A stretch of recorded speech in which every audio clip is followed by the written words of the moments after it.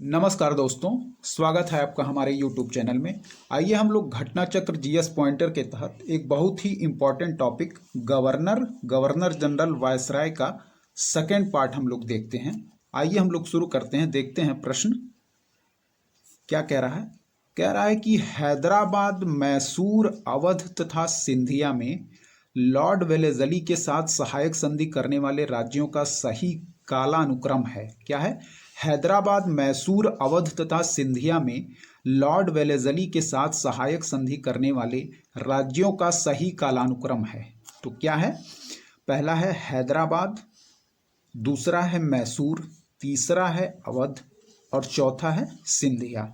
ठीक है, एक बार और देखेंगे। हैदराबाद, मैसूर, अवध तथा सिंधिया में लॉर्ड वेलेजली के साथ सहायक संधि करने वाले राज्यों का सही कालानुक्रम है। क्या है? पहला है हैदराबाद, दूसरा हो जाएगा मैसूर, तीसरा हो जाएगा अवध और लास्ट है सिंधिया। ठीक है, अगला प्रश्न क्या कर रहा है कि सुगौली की संधि हुई थी। क्या है? सुगौली की संधि हुई थी 1815 ईस्वी में। क्या है? सुगौली की संधि हुई थी 1815 ईस्वी में। अगला प्रश्न हम लोग देखेंगे। सहायक संधि को स्वीकार करने वाला पहला शासक था। क्या है? सहायक संधि को स्वीकार करने वाला पहला शासक था अवध का नवाब। एक बात नोट आप लोग देखिएगा, क्या कह रहा है कि यदि प्रश्न में वेलेजली की सहायक संधि को स्वीकार करने वाले प्रथम राज्य के बारे में पूछा जाए तो उत्तर हैदराबाद होगा। फिर क्या कह रहा है प्रश्न, फिर से एक बार देखेंगे हम लोग। सहायक संधि को स्वीकार करने वाला यदि पहला शासक पूछा जाता है तो आंसर होगा अवध का नवाब। और यदि प्रश्न में वेलेजली की सहायक संधि को स्वीकार करने वाले प्रथम राज्य के बारे में पूछा जाए तो उत्तर हैदराबाद होगा। ठीक है, अगला प्रश्न हम लोग देखेंगे कि भारतीय राज्यों, ठीक है, अगला हम लोग देखेंगे क्या कह रहा है। अगला प्रश्न हम लोग देखते हैं कि भारतीय राज्यों पर अंग्रेजी प्रभुत्व स्थापित करने के लिए प्रशासन में सहायक संधि प्रणाली का सूत्रपात किया था लॉर्ड वेलेजली ने। क्या है? भारतीय राज्यों पर अंग्रेजी प्रभुत्व स्थापित करने के लिए प्रशासन में सहायक संधि प्रणाली का सूत्रपात किया था लॉर्ड वेलेजली ने। अगला पॉइंट हम लोग देखेंगे। ईस्ट इंडिया कंपनी का राजपूत राज्यों से सहायक संधि करने का मुख्य उद्देश्य क्या था? ईस्ट इंडिया कंपनी का राजपूत राज्यों से सहायक संधि करने का मुख्य उद्देश्य क्या था? आंसर हो जाएगा आपका अंग्रेजों की प्रभुसत्ता स्थापित करना। क्या है? फिर से देखेंगे। ईस्ट इंडिया कंपनी का राजपूत राज्यों से सहायक संधि करने का मुख्य उद्देश्य अंग्रेजों की प्रभुसत्ता स्थापित करना। ठीक है, अगला पॉइंट देखेंगे। उस समय जब नेपोलियन की शक्ति के सामने यूरोप में साम्राज्य धराशायी हो रहे थे, तत्कालीन समय में वह ब्रिटिश गवर्नर जनरल जिसने भारत में ब्रिटिश पताका फहराए रखी। इसका आंसर हो जाएगा लॉर्ड वेलेजली। ठीक है, क्या कह रहा है हम लोग देखेंगे। उस समय जब नेपोलियन की शक्ति के सामने यूरोप में साम्राज्य धराशायी हो रहे थे, तत्कालीन समय में वह ब्रिटिश गवर्नर जनरल जिसने भारत में ब्रिटिश पताका फहराए रखी। क्या है? इसका आंसर हो जाएगा लॉर्ड वेलेजली। ठीक है, क्या हो जाएगा इसका आंसर? Lord Wellesley. ठीक है, अगला पॉइंट हम लोग देखेंगे, ये है आंग्ल नेपाल युद्ध जिसके शासनकाल में हुआ था वह है। क्या है? आंग्ल नेपाल युद्ध जिसके शासनकाल में हुआ था वह है लॉर्ड हेस्टिंग्स। ठीक है, वह है लॉर्ड हेस्टिंग्स। अगला प्रश्न हम लोग देखेंगे जो कि है सही सुमेलन करना है। Hector Munro. ठीक है, हेक्टर मुनरो ये संबंधित है बक्सर का युद्ध जो कि कब हुआ था? 22 अक्टूबर 1764 में। ठीक है, अगला क्या है? लॉर्ड हेस्टिंग्स जो कि संबंधित है आंग्ल नेपाल युद्ध से। लॉर्ड हेस्टिंग्स जो कि संबंधित है आंग्ल नेपाल युद्ध से। अगला क्या है? लॉर्ड वेलेजली जो कि संबंधित है चतुर्थ आंग्ल मैसूर युद्ध से। लॉर्ड वेलेजली चतुर्थ आंग्ल मैसूर युद्ध से। अगला क्या है? लॉर्ड कॉर्नवालिस तृतीय आंग्ल मैसूर युद्ध से। ठीक है, फिर से एक बार रिवीजन करते हैं। हेक्टर मुनरो, बक्सर का युद्ध, लॉर्ड हेस्टिंग्स, आंग्ल नेपाल युद्ध, लॉर्ड वेलेजली, चतुर्थ आंग्ल मैसूर युद्ध, लॉर्ड कॉर्नवालिस, तृतीय आंग्ल मैसूर युद्ध। ठीक है, हम लोग देखेंगे अगला क्या है। अगला हम लोग देख रहे हैं तृतीय आंग्ल मराठा युद्ध। ठीक है, तृतीय आंग्ल मराठा युद्ध संबंधित है लॉर्ड हेस्टिंग्स से।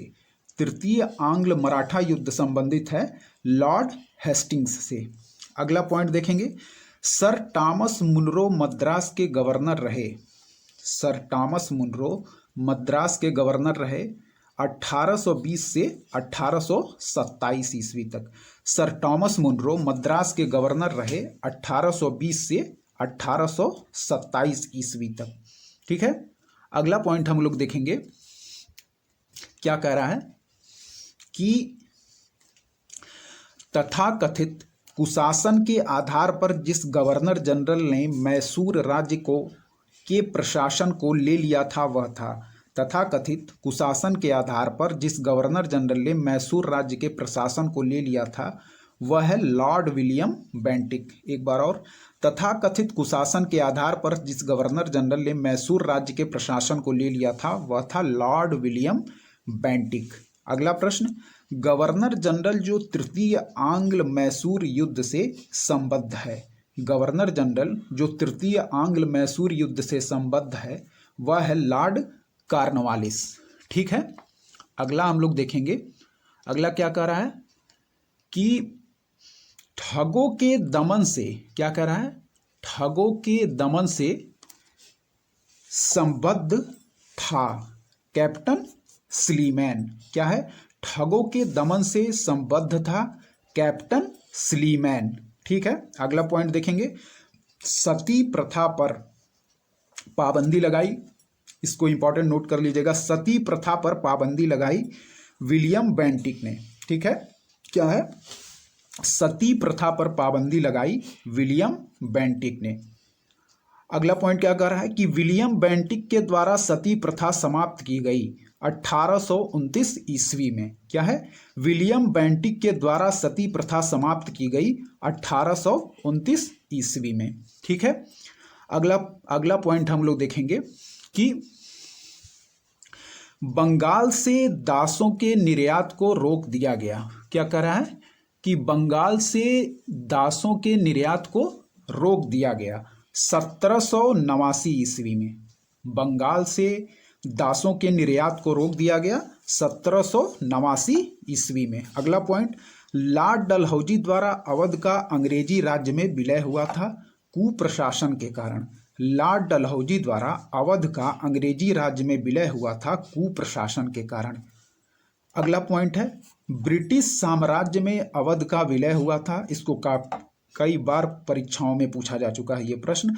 ब्रिटिश साम्राज्य में अवध का विलय हुआ था 1856 में। ठीक है, अगला हम लोग देखेंगे, सही सुमेलित है कौन सा युग्म। 1849 ईस्वी में पंजाब का विलय हुआ। ठीक है, 1848 में सतारा का विलय हुआ। 1856 में अवध का विलय हुआ। 1855 में करौली का विलय हुआ। एक बार और रिपीट करते हैं, 1849 ईस्वी पंजाब का विलय, 1848 ईस्वी सतारा का विलय, 1856 ईस्वी अवध का विलय, 1855 ईस्वी करौली का विलय। चलिए दोस्तों, अगला क्वेश्चन देखते हैं, क्या कह रहा है, बघात रियासत का ब्रिटिश साम्राज्य में विलय हुआ। क्या है, बघात रियासत का ब्रिटिश साम्राज्य में विलय हुआ 1850 में। ठीक है, अगला पॉइंट जो कह रहा है वह है, वह गवर्नर जनरल जिसने विलय की नीति नियोजित एवं क्रियान्वित की। वह गवर्नर जनरल जिसने विलय की नीति नियोजित एवं क्रियान्वित की, डलहौजी। ठीक है, अगला प्रश्न हम लोग देखेंगे, जेम्स एंड्रूज रैमजे भारत के जिस गवर्नर जनरल का वास्तविक नाम था। क्या कह रहा है कि जेम्स एंड्रूज रैमजे भारत के जिस गवर्नर जनरल का वास्तविक नाम था वह था लॉर्ड डलहौजी। ठीक है, जेम्स एंड्रूज रैमजे भारत के जिस गवर्नर जनरल का वास्तविक नाम था वह था लॉर्ड डलहौजी। अगला पॉइंट, भारत में ब्रिटिश शासन के दौरान भारत में ब्रिटिश शासन के दौरान झांसी, संभलपुर तथा सतारा राज्यों के विलय का सही क्रम क्या है? ठीक है, आइए क्रम देखते हैं। सतारा, संभलपुर और झांसी। ठीक है, क्या है फिर से देखेंगे। भारत में ब्रिटिश शासन के दौरान झांसी, संभलपुर तथा सतारा राज्यों के विलय का सही क्रम क्या है? सतारा, संभलपुर और झांसी। ठीक है, अगला पॉइंट क्या कर रहा है? अंग्रेजों द्वारा सिंध विजय संपन्न हुई। अंग्रेजों द्वारा सिंध विजय संपन्न हुई लॉर्ड एलनबरो के समय। क्या है? लॉर्ड एलनबरो के समय। ठीक है, हम लोग अगला प्रश्न देखते हैं। अगला प्रश्न क्या कर रहा है कि सिंध पर ब्रिटिश ने कब्जा किया। सिंध पर ब्रिटिश ने कब्जा किया कब? 1843 ईस्वी में। 1843 ईस्वी में। अगला पॉइंट, जब अवध का ब्रिटिश साम्राज्य में विलय हुआ उस समय अवध का ब्रिटिश रेजिडेंट था। जब अवध का ब्रिटिश साम्राज्य में विलय हुआ उस समय अवध का ब्रिटिश रेजिडेंट था। कौन था? James Outram. ठीक है, अगला पॉइंट हम लोग देखेंगे। भारत में प्रथम रेलवे लाइन जिस ब्रिटिश गवर्नर के समय बिछाई गई वह था लॉर्ड डलहौजी। भारत में प्रथम रेलवे लाइन जिस ब्रिटिश गवर्नर के समय बिछाई गई वह था लॉर्ड डलहौजी। ठीक है, अगला देखेंगे पॉइंट। भारत में प्रथम रेल लाइन का निर्माण हुआ था। क्या है? भारत में प्रथम रेल लाइन का निर्माण हुआ था बंबई और ठाणे के मध्य। अगला पॉइंट, भारत में पहली रेलवे लाइन शुरू हुई 1853 में। भारत में पहली रेलवे लाइन शुरू हुई 1853 में। अगला पॉइंट, वह कंपनी जिसने सर्वप्रथम भारत में रेल यात्रा प्रारंभ की। वह कंपनी जिसने सर्वप्रथम भारत में रेल यात्रा प्रारंभ की ग्रेट इंडियन पेनिनसुला रेलवे। क्या है? फिर से, वह कंपनी जिसने सर्वप्रथम भारत में रेल यात्रा प्रारंभ की ग्रेट इंडियन पेनिनसुला रेलवे। ठीक है, क्या है? Great Indian peninsula railway. ठीक है, अगला प्रश्न देखेंगे कि ब्रिटिश भारतीय राज्य क्षेत्र का अंतिम प्रमुख विस्तार हुआ। ब्रिटिश भारतीय राज्य क्षेत्र का अंतिम प्रमुख विस्तार हुआ लॉर्ड डफरिन के समय में। ठीक है, अगला हम लोग देखेंगे पब्लिक वर्क्स डिपार्टमेंट को 1845 से 1855 ईस्वी के दौरान स्वरूप देने वाले थे। पब्लिक वर्क्स डिपार्टमेंट को 1845 से 1855 के दौरान स्वरूप देने वाले थे लॉर्ड डलहौजी। ठीक है, अगला पॉइंट देखेंगे हम लोग विधवा पुनर्विवाह। क्या है? विधवा पुनर्विवाह अधिनियमित क्रियान्वित किया गया लॉर्ड कैनिंग के शासनकाल में। विधवा पुनर्विवाह अधिनियमित क्रियान्वित किया गया लॉर्ड कैनिंग के शासनकाल में। अगला प्रश्न देखेंगे 1 नवंबर 1858 को। क्या है? 1 नवंबर 1858 को। ठीक है, 1 नवंबर 1858 को महारानी विक्टोरिया का घोषणा पत्र इलाहाबाद में पढ़कर सुनाया था लॉर्ड कैनिंग ने। 1 नवंबर 1858 को महारानी विक्टोरिया का घोषणा पत्र इलाहाबाद में पढ़कर सुनाया था लॉर्ड कैनिंग ने। अगला पॉइंट क्या है? भारत का प्रथम वायसराय था। भारत का प्रथम वायसराय था लॉर्ड कैनिंग। अगला पॉइंट, अपने पुत्र के स्थान पर दूसरे उत्तराधिकारी को गोद लेने के अधिकार को पुनः स्थापित किया था। क्या कह रहा है? अपने पुत्र के स्थान पर दूसरे उत्तराधिकारी को गोद लेने के अधिकार को पुनः स्थापित किया था 1858 ईस्वी की साम्राज्ञी की घोषणा ने।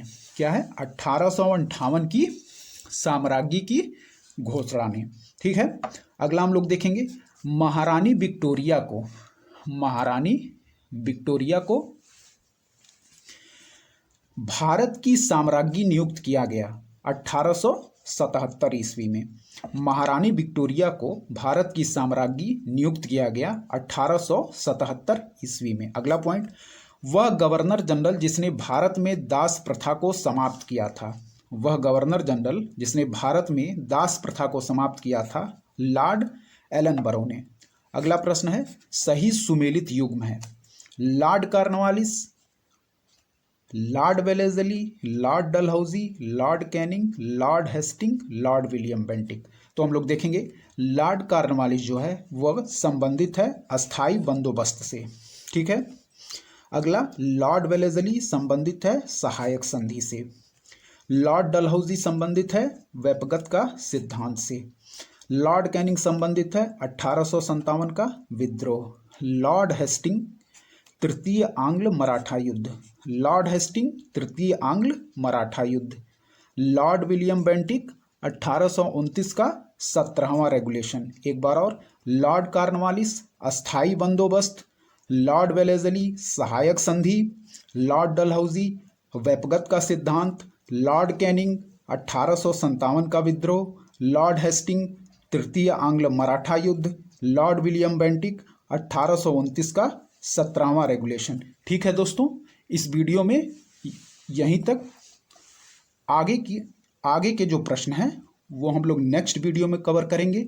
यदि आपको हमारा कंटेंट पसंद आ रहा है तो हमारे चैनल को सब्सक्राइब करें, लाइक करें। धन्यवाद दोस्तों।